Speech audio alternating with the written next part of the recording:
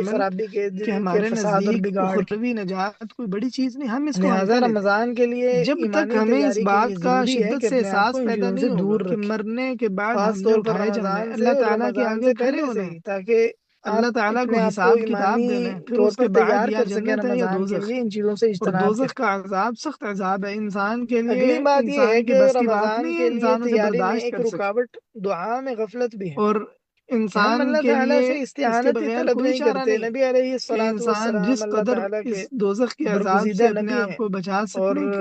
ہے، آپ انسان بڑے اپنے آپ کو بچانے کی عقل کوشش مند کرے۔ تھے، دانا تھے، اور جب تک آپ ہم کا میں یہ احساس دل صحیح طور پر پیدا نہیں پاک ہوتا، ہو تب چکا تھا، تک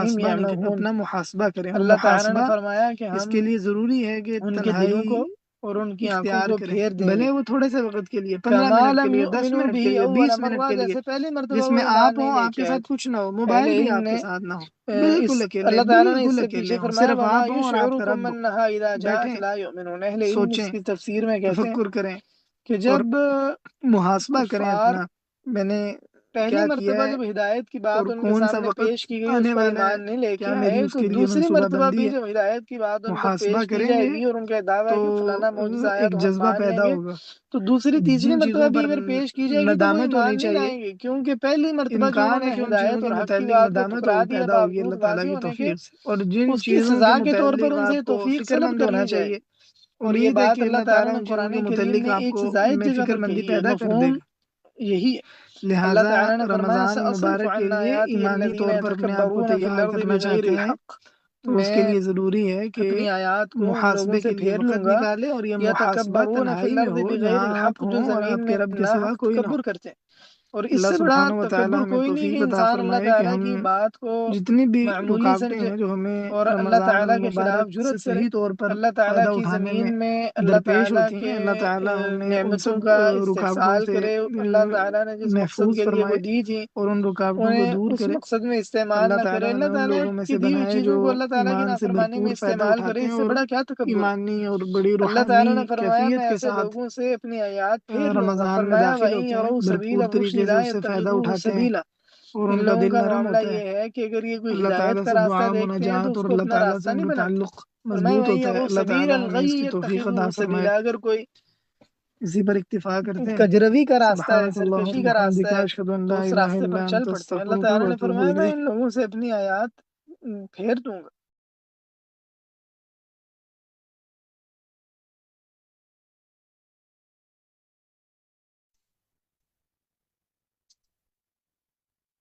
ٹھیک ہے جی، مجلس ہم ختم کرتے ہیں۔